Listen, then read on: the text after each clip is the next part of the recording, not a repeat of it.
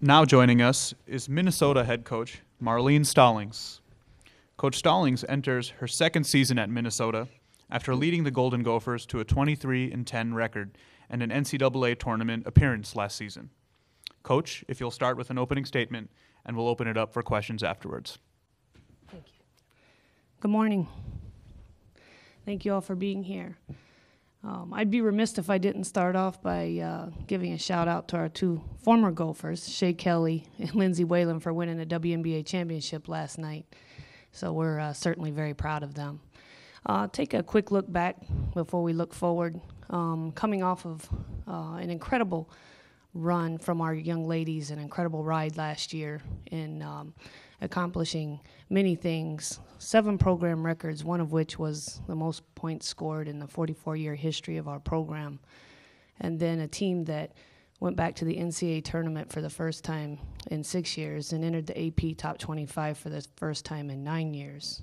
And as we look forward to this season and we talk about our returners, I think what last year did was make them hungry for achieving even greater success this coming season. And we have a core nucleus of returners, especially with our guard group. We returned 3 young ladies from the starting lineup, and someone that you may have heard of, Rachel Banham, will be returning to our roster this year, and she is only 107 points away from becoming our all-time leading scorer in the history of women's basketball at Minnesota. So we're certainly thrilled to have her back. And then we combine that with 7 newcomers. We'll have 2 freshmen and 5 sophomores. So as we look to this season, I think it's one of great opportunity for our kids to excel on a level even greater than last year.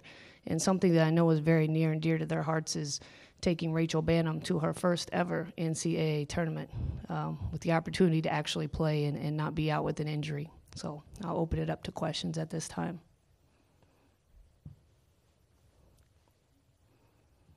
Morning. Hi, Jim. Rachel, basically, how is she physically? Does she look like she looked before she got hurt already, or is that something that's going to build toward during the season? Physically, she looks the best that I've ever seen her. She has really dedicated herself all the way around in terms of taking care of her diet and nutrition as well as her strength and conditioning. And certainly she'll need game minutes to get that feel back and overcome the mental piece of an injury such as that.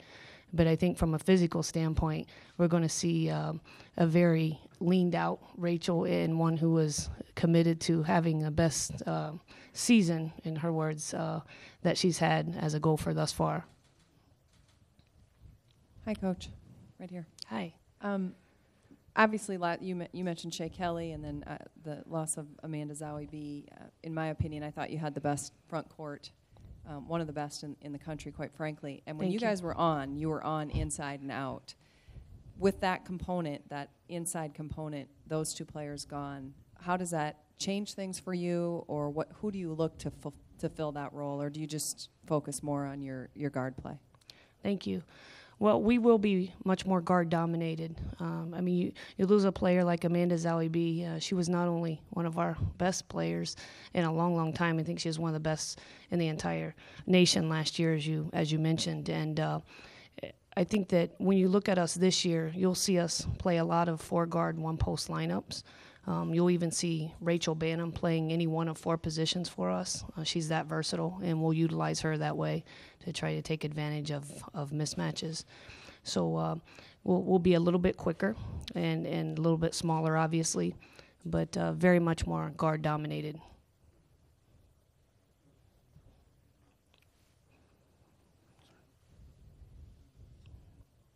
Coach, with the 7 freshmen and sophomores, how do they get acclimated to what you want from them in terms of leading themselves and leading by committee and playing the pace that you want?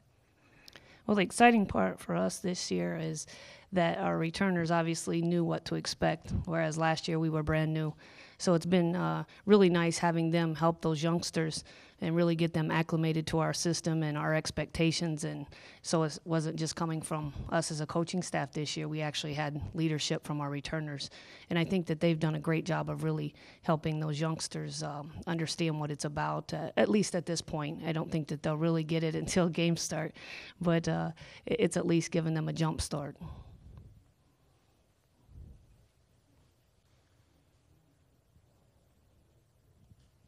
In terms of losing Amanda, did you know that that was going to happen before the end of last season, or was that a surprise? And how do you think the kids have handled losing her a little early?